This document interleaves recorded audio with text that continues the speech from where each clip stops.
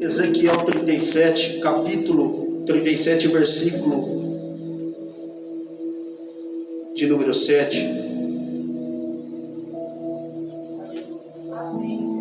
Que vai dizer assim: então profetizei como se me deu ordem, e houve um ruído enquanto eu profetizava. E eis que se fez um reboliço, e os ossos se juntaram, cada osso ao seu osso. Até aqui. Eu estava em casa orando, meditando nessa palavra. Enquanto eu ia meditando nessa palavra, o Senhor ia falando comigo. No versículo de número 1, o texto está dizendo que, ou melhor dizendo, o próprio Ezequiel está dizendo que agora a mão do Senhor vem sobre ele, e ele é levado em espírito sobre um vale de ossos secos. Ezequiel continua dizendo que agora a mão do Senhor faz com que ele vai andar ao redor desses ossos. Ezequiel também continua dizendo que eram muito numerosos sobre a face do vale esses ossos, e que esses ossos estavam sequíssimos. Eu começo agora a meditar nesse versículo de número 1. E a mão do Senhor leva Ezequiel no meio desse vale, e a visão que agora Ezequiel tem não é uma visão legal. Não é uma visão igual que o Senhor dá agora para João, quando João está lá no livro de Apocalipse e o Senhor revela o céu para João.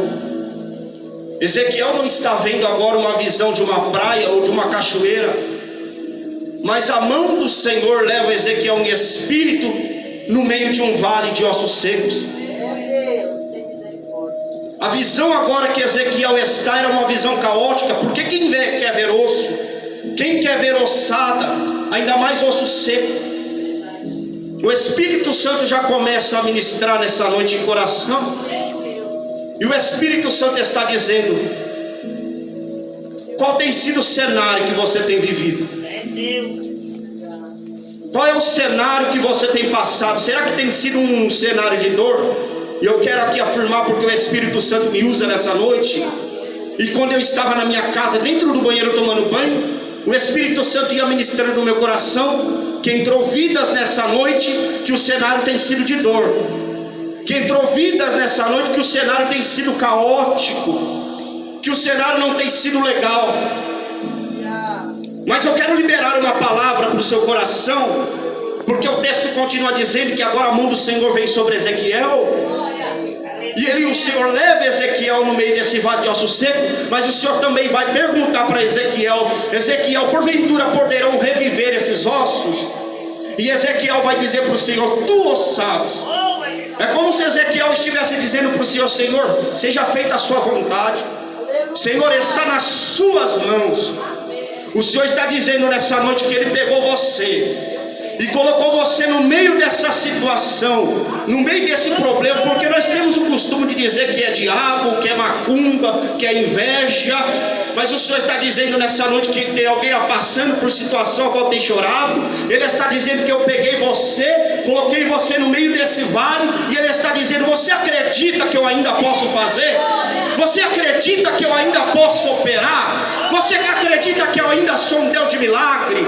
Eu estava dentro do banheiro da minha casa, pastora Maria Helena, e eu comecei a falar com Deus, preocupado com algumas situações ao qual tenho vivido, por algumas dores, alguns traumas que eu já passei. E eu preocupado falando com o Senhor, eu comecei a chorar, soluçar de chorar. E eu senti a presença do Espírito Santo dentro do banheiro. O Espírito Santo falava comigo dentro do meu coração, e ele falava: Diego, você acredita que eu posso fazer? Você acredita ainda que eu posso operar? O Espírito Santo está visitando vidas nessa noite. Ele está falando com alguém no altar, ele está falando com alguém que está sentado, e ele está dizendo: você ainda acredita? Você ainda acredita que eu sou Deus de milagre?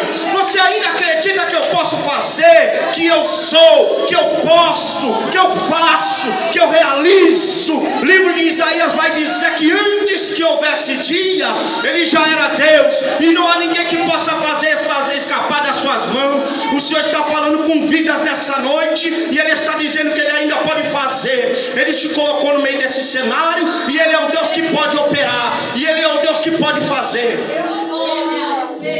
Se você acredita, eu quero passar uma senha para você nessa noite, porque eu sei que você sabe. Muitos já pregaram essa palavra, mas o Senhor tem coisa nova dentro desse texto. E no versículo 4, o Senhor está dizendo para Ezequiel: então profetiza, Ezequiel. Profetiza, Ezequiel. Esse negócio é muito lindo, porque o Senhor está mandando Ezequiel profetizar no versículo de número 4. E o Senhor está dizendo para Ezequiel: profetiza sobre esses ossos e diz-lhes, ossos secos, ouve a palavra do Senhor. O Senhor não estava mandando Ezequiel profetizar sobre a vida de alguém, mas o Senhor estava mandando Ezequiel profetizar sobre osso. Osso tem ouvido? Osso tem ouvido, e o Senhor está mandando Ezequiel profetizar. No versículo 1, Ezequiel está sobre o vale. Ele está dizendo que eram muito numerosos os ossos e eram sequíssimos. E agora o Senhor está mandando ele profetizar. Era o Senhor dizendo para Ezequiel: eu coloquei você no meio desse cenário para te mostrar que o problema é grande, mas eu também estou dizendo nesse versículo para você profetizar, porque enquanto você profetizar, eu começo a operar. O Senhor está dizendo nessa noite: Ele te pegou, te colocou no meio desse problema. Não é para você ficar contando para pessoas que não podem resolver o seu problema. Não é para você ficar levando o seu problema para quem não pode resolver, para quem só vai multiplicar para outras pessoas e vai ficar fazendo fofoca. Mas o Senhor está dizendo nessa noite: você tem um problema, se você está vivendo uma situação que você tem chorado, começa a profetizar. Para de aqui esse negócio de profetiza sobre a minha vida. É bom você profetizar. O Senhor está dizendo para você nessa noite: tu tem problema, profetiza. Tu tem alguma situação que não tem dado certo, profetiza. Profetiza, Ezequiel. Aí o texto vai continuar dizendo, para me encerrar aqui, que quando o Senhor manda Ezequiel profetizar, ele fala que vai nascer carne, ele fala que vai nascer nervo, e ele fala que vai nascer pele. Aleluia. Aí no 7, Ezequiel está dizendo: então profetizei como se me deu ordem, e houve um ruído enquanto eu profetizava. Olha o poder disso aqui, irmãos. Olha o poder da palavra liberada. Olha o poder da palavra que está sobre a nossa vida. O Senhor está dizendo que existe uma palavra liberada sobre a sua vida. O Senhor está dizendo que tem uma promessa sobre a sua cabeça. Mas não vai acontecer essa promessa se você ficar murmurando. Não vai acontecer essa promessa se você ficar aí olhando para o problema, para a situação, só se lamentando. Mas o texto está dizendo que enquanto Ezequiel profetizava, vai acontecer um reboliço. É o Senhor dizendo nessa noite: quando você voltar a profetizar, eu vou dar ordem aos meus anjos e vai haver movimento no céu. Enquanto você voltar a profetizar, vai haver milagre, vai haver cura, vai haver restauração. Porque eu sou Deus que estou falando nessa noite com Ezequiel. Ele está dizendo: profetiza, Ezequiel. Eu agradeço a minha oportunidade em nome de Jesus.